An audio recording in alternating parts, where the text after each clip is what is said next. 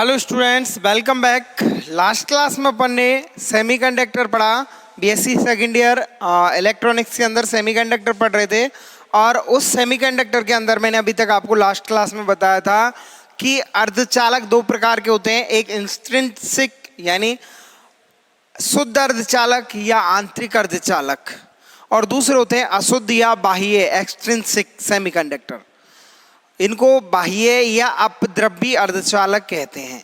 शुद्ध और अर्धचालक और अशुद्ध अर्धचालक, या इनको अपन दो प्रकार से डिवाइड किया था अभी तक अपन ने। एक था अपना इंट्रिंसिक यानी शुद्ध या अंत्य या आंतरिक अर्धचालक, और दूसरा पढ़ा था अपन ने बच्चों अशुद्ध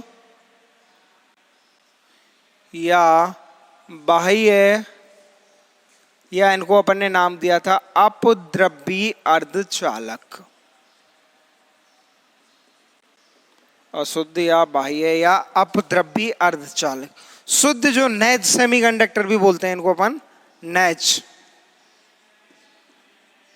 नैज अर्धचालक मतलब जो अपन ने पढ़े थे अभी तक अपन ने जैसे के तैसे, वो बिल्कुल सेम डिट्टो, वो क्या होते हैं बच्चों? वो होते हैं शुद्ध अर्धचालक।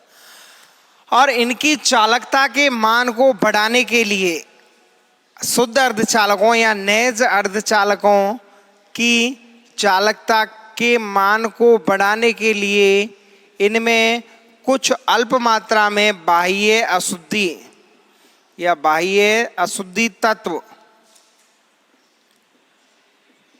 मिला दिए जाते हैं। बाह्य अशुद्धि तत्व मिला दिए जाते हैं, और शुद्ध अर्धचालकों में इनकी चालकता का मान बढ़ाने के लिए बाह्य अशुद्धि तत्व मिला दिए जाते हैं, जिससे ये कौन से अर्धचालक बन जाते हैं बच्चों?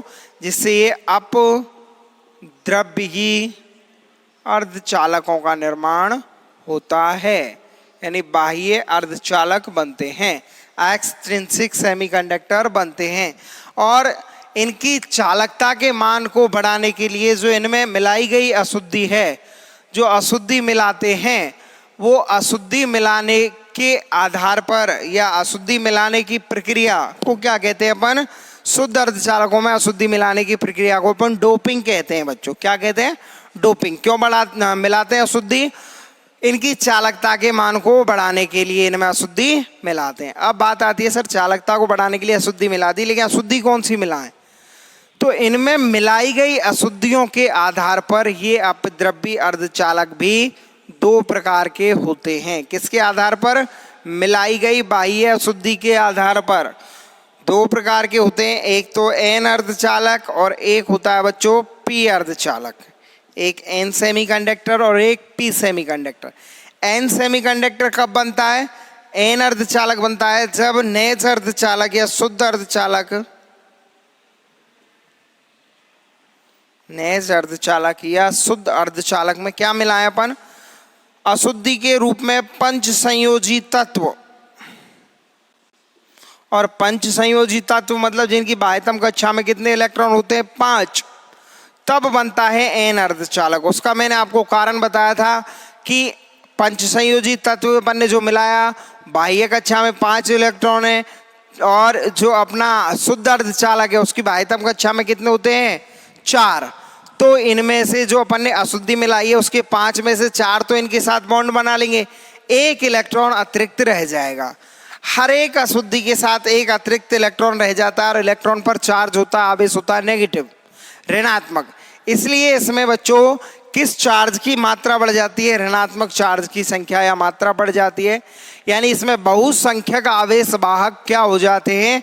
नेगेटिव चार्ज यानी इलेक्ट्रॉन। और अल्पसंख्यक आवेश वाहक हो जाते हैं इसमें हॉल यानी धनावेश। तो इसमें बहुसंख्यक आवेश वाहक इलेक्ट्रॉन होने के कारण इसे एन टाइप सेमीकंडक्टर या ऋणात्मक अर्धचालक कहते हैं। दूसरे बताया था मैंने आपको पी अर्धचालक, और पी अर्धचालक में मैंने बताया था आपको इसमें नैज या शुद्ध या आंतरिक अर्धचालक में क्या मिलाते हैं बच्चों? त्रिसंयोजी अशुद्धि। कौन सी अशुद्धि? त्रिसंयोजी अशुद्धि के तत्व मिलाते हैं।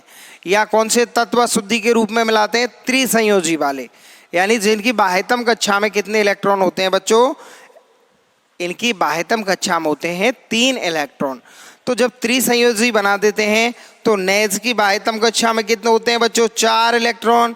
इसकी में कितने होते हैं बच्चों? 3 इलेक्ट्रॉन।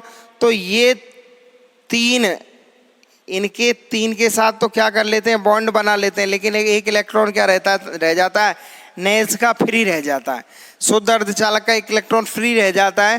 तो यहाँ इस इलेक्ट्रॉन के साथ बॉन्ड बनाने के लिए इसमें एक हॉल उत्पन्न हो जाता है। हर एक अशुद्धि के साथ एक हॉल उत्पन्न हो जाता है। इससे बहुसंख्यक आवेश वाहक या हर अशुद्धि के साथ एक हॉल उत्पन्न होगा और हॉल पर चार्ज होता है इलेक्ट्रॉन का अपोजिट, यानी धनात्मक चार्ज। और धनात्मक चार्ज होने के कारण जितने भी अशुद्धि के तत्व होंगे, इसमें परमाणु होंगे, उतने ही हॉल यहाँ उत्पन्न हो जाएंगे।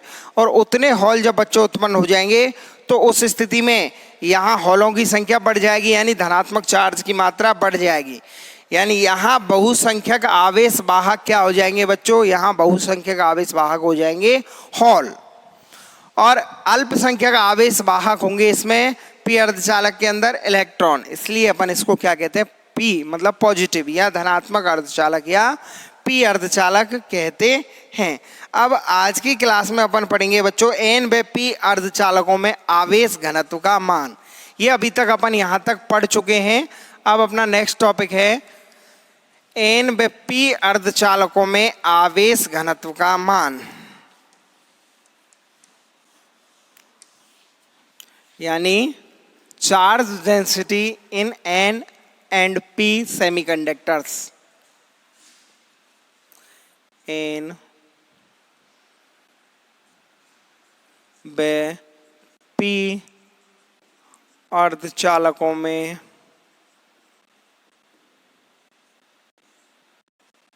आवेश घनत्व। एन व पी अर्धचालकों में आवेश घनत्व, charge density in N and P semiconductors. Charge density ज्ञात करने के लिए अपन सबसे पहले माना किसी अर्धचालक के एकांक आयतन में इलेक्ट्रॉनों की संख्या, इलेक्ट्रॉनों के एकांक आयतन में इलेक्ट्रॉनों की संख्या को क्या कहेंगे अपन? संख्या घनत्व कहेंगे या इलेक्ट्रॉन घनत्व कहेंगे? तो मैंने क्या माना, सबसे पहले माना किसी अर्धचालक के एकांक आयतन में इलेक्ट्रॉनों की संख्या कितनी है बच्चों? स्मॉल एन है।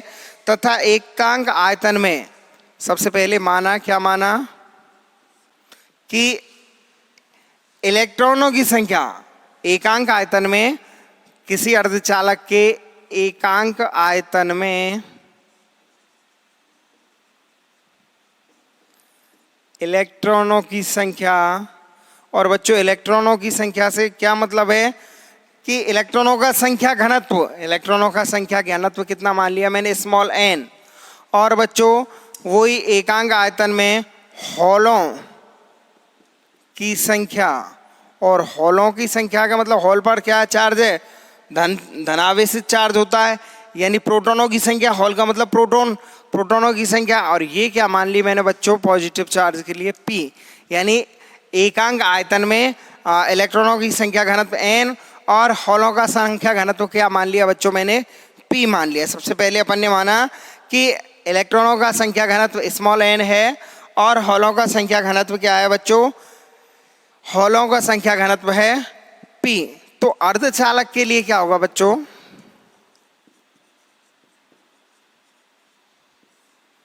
अर्धचालक के लिए बात करूं या नेज अर्धचालक की बात करूं मैं, तो अर्धचालक के लिए एन बराबर क्या होगा? पी। जितना धनावेशित चार्ज है उतना ही क्या होगा?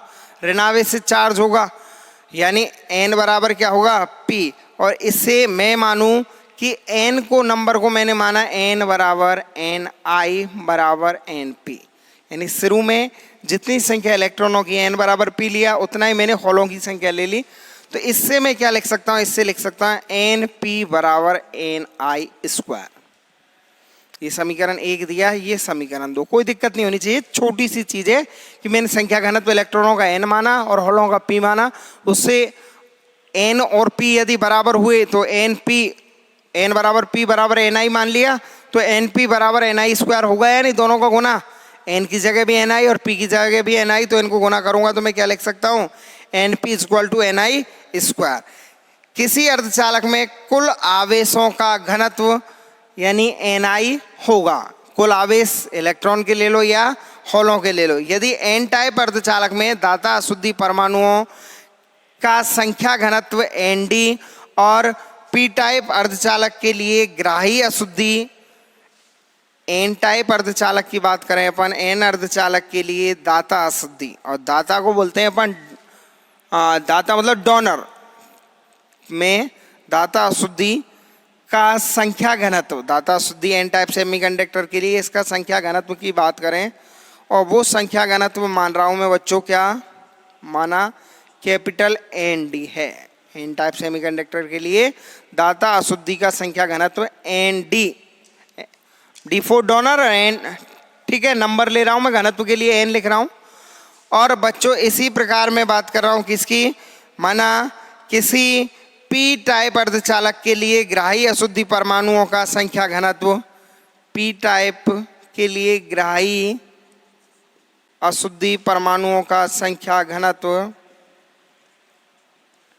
बच्चों पी टाइप के लिए संख्या घनत्व ग्राही अशुद्धियों का देख रहे हैं, तो ग्राही को बोलते हैं एडेप्टर, यानी एडेप्ट ग्राही, इसको ए से लिखेंगे। ये माना अपन ने क्या, Na। दाता शुद्धि का संख्या घनत्व मैंने मान लिया बच्चों Nd, और ग्राही का मान लिया मैंने Na। तो विद्युत उदासीनता की स्थिति की अपन बात करें तो उस स्थिति में क्या होगा बच्चों, विद्युत उदासीन मतलब जितना Nd बराबर Na वाली स्थिति होगी, यानी इस स्थिति में देखोगे आप तो P प्लस Nd बराबर किसके बराबर होगा बच्चों, P प्लस Nd बराबर विद्युत उदासीनता की स्थिति में या न्यूट्रल कंडीशन में, उदासीनता की स्थिति में P प्लस, बच्चों P क्या है, P किसका संख्या घनत्व लिया अपन ने, P है हॉल का, यानी धनावेश का। P प्लस इसमें मैं मान रहा हूँ उदासीन होगा, तो हॉल में जितनी दाता अशुद्धि होगी उतनी इलेक्ट्रॉनों में क्या होगी, ग्राही अशुद्धि। भाई दोनों की संख्या जब बराबर होगी तभी तो न्यूट्रल होगा, उदासीन होगा। यदि इसमें P में एक भी अशुद्धि बढ़ जाती है, P प्लस Nd बराबर क्या होगा, स्मॉल n प्लस Na।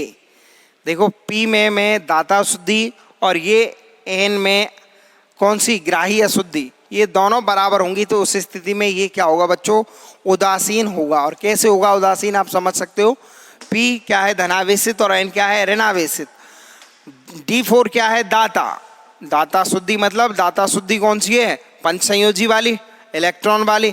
तो हॉलों में जितने इलेक्ट्रॉन है और इलेक्ट्रॉनों में जितने हॉल, यदि दोनों ये बराबर हुए तो न्यूट्रल होगा या नहीं, उदासीन होगा। तो उदासीनता की स्थिति के लिए मैं लिख सकता हूँ P प्लस Nd बराबर स्मॉल n प्लस Na।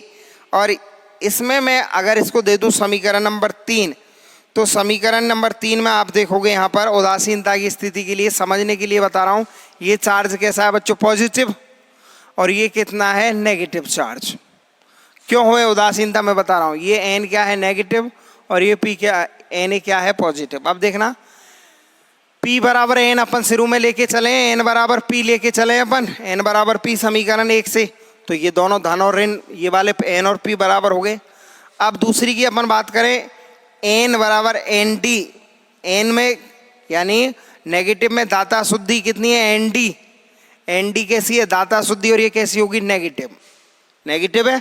और एक्सेप्टर कैसी होगी, पॉजिटिव, यानी Nd और Na बराबर हुए, तो इस स्थिति में ये जितना मैंने धनावेश में ऋणावेश मिलाया है उतना ही मैंने ऋणावेश में धनावेश मिला दिया, और दोनों शुरू में धनावेश और ऋणावेश बराबर थे, तो ये दोनों बराबर न्यूट्रल हुए या नहीं।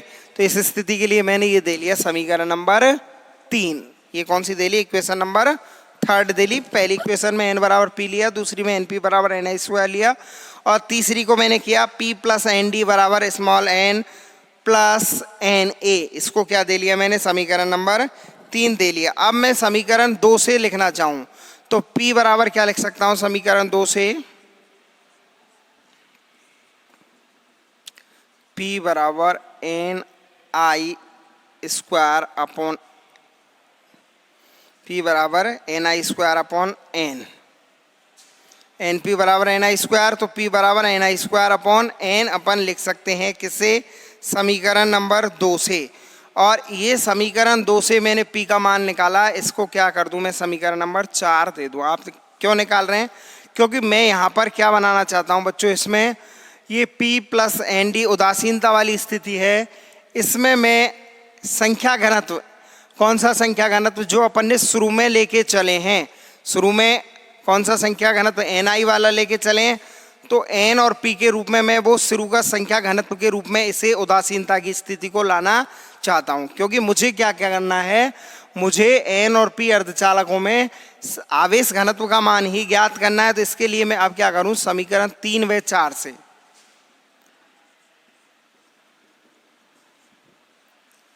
समीकरण 3 व 4 से from equation 3rd and 4th आप देखोगे समीकरण 3 में अपन ने P प्लस एन डी बराबर एन प्लस एन ए लिखा, और 4 में अपन ने P बराबर एन आई स्क्वायर अपॉन एन निकाला। तो इसका मान अपन उपयोग करें तो इस स्थिति में क्या होगा बच्चों, देखना P का मान अपन यहाँ रखें तो एन आई square upon n plus n d बराबर स्मॉल एन प्लस एन ए लिख सकते हैं अपन। ये P की जगह मैंने एन आई स्क्वायर अपॉन क्या कर दिया है, एन कर दिया है। तो इस स्थिति में ये क्या हो गया, एन आई square upon n plus n d बराबर स्मॉल एन प्लस एन ए।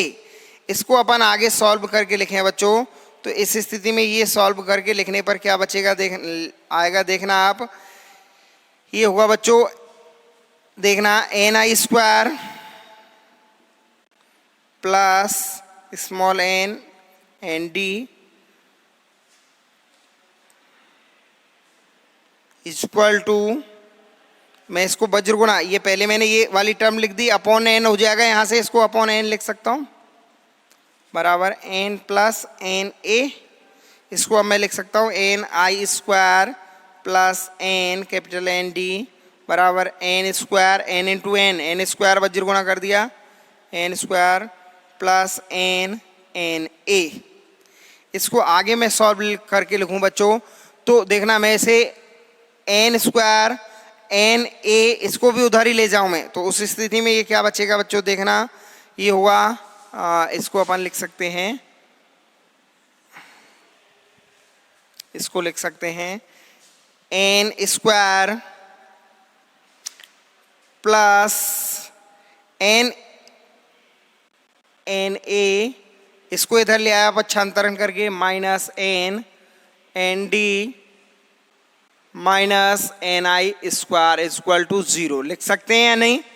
इसको लिखें अपन तो N square plus N N A minus N D minus N I square equal to 0, ये आ गया बच्चों। अब यहाँ आप देखोगे बच्चों, N square plus N into N A minus N D minus N I square equal to 0, ये क्या आ गया बच्चों, ये समीकरण नंबर अपन ने दे दिया 5। और ये समीकरण नंबर 5 क्या है बच्चों, ये समीकरण 5 क्या है, द्विघात समीकरण। कौन सा समीकरण है ये, द्विघात समीकरण। कैसे है देख रहे हो आप, एन स्क्वायर इंटू यानी ये a x square plus b y plus z वाली फॉर्म में है, ये जेड आ गया minus N I square, n i तो कॉन्स्टेंट है, एन आई क्या है बच्चों, एन आई तो मैंने क्या लिया है, शुरू में इसका संख्या घनत्व लिया है तो वो नियत होगा, उसका स्क्वायर भी नियत होगा।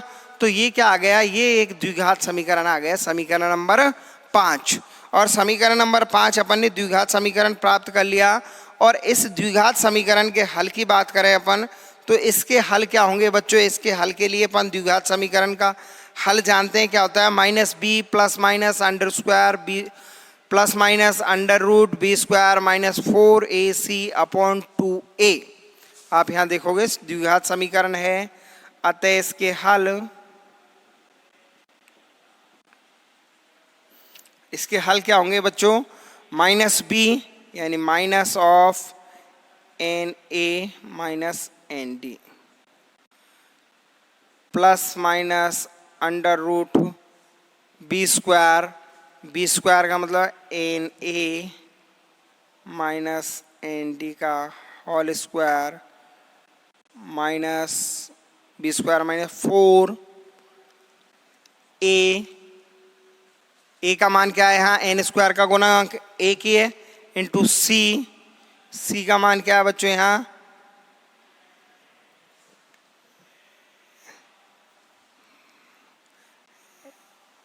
देखो यहाँ पर अपनी जो इक्वेशन बन रही है वो एन स्क्वायर के फॉर्म में बन रही है, यानी एन के गुणांक के रूप में बन रही है। तो इसका क्या होगा, एन स्क्वायर प्लस यानी एक तरह से a x square plus b y plus c z वाला रूप बन रहा है। तो इस स्थिति में क्या हुआ, minus V plus minus under root B square minus 4ac और ए का मान क्या है बच्चों, ए का मान है यहाँ पर 1 और सी का मान क्या है एन आई स्क्वायर, सी का मान अपन को दिख रहा है तो 1 इंटू एन आई स्क्वायर अपॉन कितना है 2a और a का मान कितना है 1, तो 2 इंटू 1 की लिख दूं मैं, यानी 2 ही लिख दूं। तो ये क्या आ गया, इसका मान आ गया, इसके हल हो गए minus B plus minus under root B square minus 4ac upon 2a। इसको आगे अपन बच्चों सॉल्व करें तो इसको अपन क्या लिख सकते हैं, आगे सॉल्व करने पर अपन चाहे तो यहीं पे सॉल्व कर लें। इसका देखो minus of N A minus N D plus minus N a square plus minus N A minus N D का whole square minus 4ni square upon 2। ठीक है, अब इसको अपन चाहे तो इसको गुना करूं यहाँ से माइनस से, तो ये माइनस का क्या हो जाएगा एन ए और ये प्लस का एन डी, यानी N D minus N A लिख सकता हूँ। माइनस से ये वाला गुना करने के बाद ये हो जाएगा और इसको अपन आगे सॉल्व कर लें, अपॉन 2 इसके भी आएगा और इसके भी आएगा। तो इसको हल करने से पहले मैं इक्वेशन 2 से अपन ने पी का मान निकाला था अभी, और इक्वेशन 2 से ही अपन अब किसका मान निकालेंगे बच्चों, इसी प्रकार अपन किसका मान निकालें, इक्वेशन 2 से निकाल लें अब इसका मान, उसको तो आगे सॉल्व करके आप लिख सकते हो। इसी प्रकार समीकरण 2 से अब क्या निकाल लें, एन का मान, और एन बराबर क्या हो जाएगा एन आई स्क्वायर अपॉन पी। तो देखिए बच्चों, इसको अपन और आगे सॉल्व करना चाहें तो ये मान अपन कैसे ज्ञात कर सकते हैं, इसको आगे और सॉल्व करना चाहें तो इसके हल निकाल सकते हैं। ये माइनस ऑफ मल्टीप्लाई हो रहा है तो इसको माइनस को गुना करूंगा तो ये माइनस हो जाएगा और ये प्लस, यानी इसको लिख सकता हूँ N D minus N A by 2 plus minus under root of N A minus N D का होल स्क्वायर अपॉन 2 इसके भी आएगा, अंडर रूट के अंदर भेजूंगा मैं उसे तो 4 जाएगा।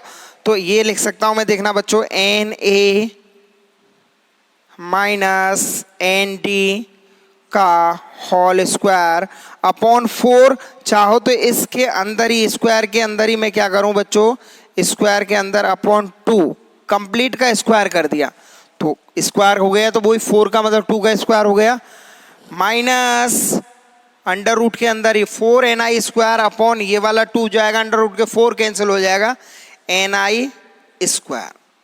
तो ये मान अपना किसके, इसके हल का मान आ गया, या इसके ये क्या आ गए बच्चों, इसके आ गए ये हल आ गए, और ये स्मॉल n बराबर अपन ने फाइंड आउट कर लिया। ये किसका मान हुआ, ये भाई द्विघात समीकरण स्मॉल n स्क्वायर के रूप में x के रूप में होता तो x के मान होते n के रूप में, तो ये क्या हो गए n के मान आ गए। इसी प्रकार अब मुझे क्या ज्ञात करना है, इसको दे लेते हैं अपना अगला समीकरण कौन सा, ये अभी तक 4 दे लिए अपन ने, ये वाला समीकरण हो गया अपना 5 और इसको दे लिया अपन ने समीकरण नंबर 6 और ये अपना फाइनल आ गया समीकरण नंबर 7। अब बच्चों समीकरण नंबर 7 आ गया, तो इसी प्रकार अपन अब आगे बात करें तो आगे देखना, हॉलों के लिए बात करें तो समीकरण 2 से क्या लिख सकते हैं, 2 से अब मुझे n का मान निकाल लिया, इलेक्ट्रॉन संख्या घनत्व, अब मैं हॉल संख्या घनत्व निकाल रहा हूं। इसी प्रकार हॉल संख्या घनत्व, हॉल संख्या घनत्व या हॉल घनत्व के लिए क्या करें बच्चों, समीकरण 2 से क्या लिख सकते हैं, समीकरण 2 था अपना np बराबर, तो यहां से मैंने पहले निकाला था किसका मान, p का, अब मैं निकाल रहा हूं n का मान, तो n बराबर क्या आ गया, n बराबर आ गया ni स्क्वायर अपॉन p। इससे क्या होगा, ये P के रूप में समीकरण बन जाएगा। और इसका मान मैं जब रखूंगा तो इस स्थिति में ये मान मैंने रखे किसमें, समीकरण नंबर कौन सा था अपना 3 में।